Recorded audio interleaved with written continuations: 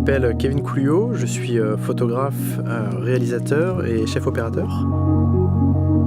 J'ai pour particularité de photographier du basket de rue.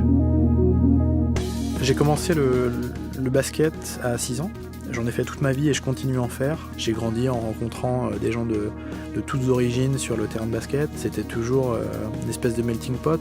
Et la photo est apparue comme un bon moyen justement de donner de l'exposition à ces gens-là. C'est vrai que j'ai grandi dans un univers sportif qu'est le basket, mais aussi le skateboard.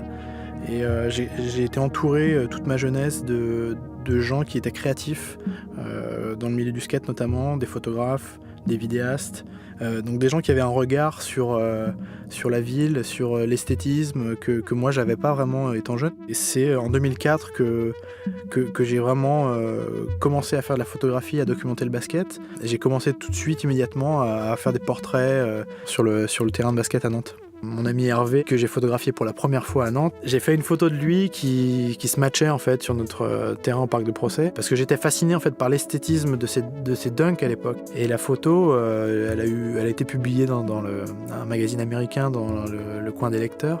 C'est ma première publication.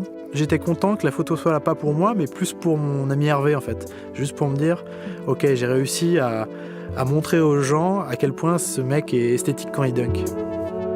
C'est vrai que moi je voulais montrer une vision plus authentique du basket, pas forcément ce qu'on voyait dans les photos de sport US, NBA par exemple. Je suis allé photographier du basket de rue justement pour sortir de ce cadre-là et jouer avec l'architecture en arrière-plan, jouer avec l'esthétisme du panier, jouer avec la position de l'athlète, qu'il soit en l'air ou qu'il soit au sol. Quand je photographie des gens que je connais pas, je suis pas toujours à l'aise. Je pense qu'il y a toujours un malaise en fait, même si on le dissimule. J'ai commencé à voyager à New York en 2004 et à faire des photographies des terrains de basket là-bas. Cette obsession, elle est née en France, mais je l'ai poursuivie à New York et c'est vraiment à New York que ça a grandi. Et du coup, depuis 12 ans, chaque fois que je voyage, j'essaie de faire un tour des terrains de basket locaux. Et c'est à ce moment-là où je me suis rendu compte que juste sillonner les rues avec mon appareil photo et à faire des snapshots et des photos un peu plus posées de tout ce que je croisais sur ma route, c'est ce que je voulais faire. Aujourd'hui, mon médium principal pour communiquer, c'est Instagram. Je crois que ça me correspond dans le sens où je partage une histoire, je partage une photo, c'est ponctuel, ça va vite. Je peux mesurer le nombre l'attractivité de ta photo. Quand on sort un seul blad, ça impressionne les gens et des fois justement ça débloque des situations. J'aime composer sur des formats carrés et c'est vrai que quand on est contraint par un format et qu'on ne peut pas en changer, on voit les choses un peu différemment. Il y a un rapport à la photo qui est vraiment totalement différent quand on fait les moyens formats. Il y a tout de suite une curiosité de la part des sujets qu'on photographie. Des fois, il y a des situations qui sont difficiles et voilà, moi je me suis retrouvé déjà au Sénégal par exemple, dans un hôpital, à photographier des gens qui étaient très malades. Je me suis senti mal à l'aise. Il y avait ce côté voyeur que j'ai pas vraiment aimé. Le sport, le basketball de manière générale, je l'apparente aussi un peu à une religion.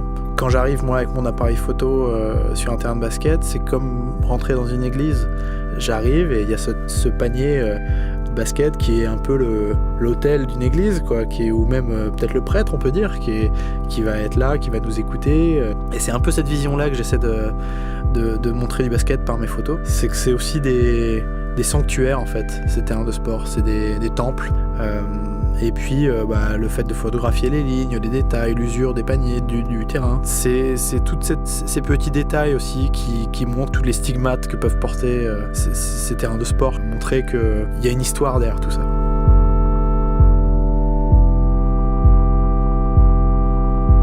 J'ai peut-être une approche de photographe d'architecture quand j'arrive sur un terrain de basket dans le sens où voilà, j'essaie de piger un peu la hauteur du bâtiment derrière, mais aussi la hauteur du panier et montrer qu'il y a toujours cette notion d'élévation dans le basket. Il y a un rapport de hauteur, d'altitude, même de gravité aussi dans le basket où l'athlète il va se mouvoir dans les airs, on a toujours un peu les yeux rivés vers le haut et quand on regarde un bâtiment c'est pareil.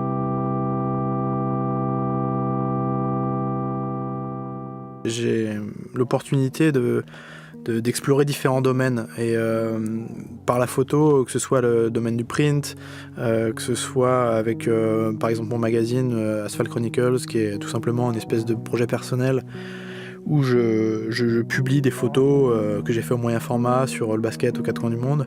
Moi je me sens un peu investi de cette mission de donner de l'exposition à cette sous-culture, si je peux dire, du sport, montrer à quel point elle est riche, essayer d'ériger un peu ce sport en espèce d'art.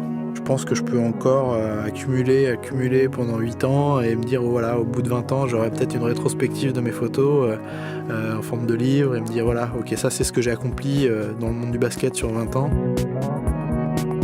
Documenter ce monde-là, je m'en lasse pas et je m'en lasserai jamais.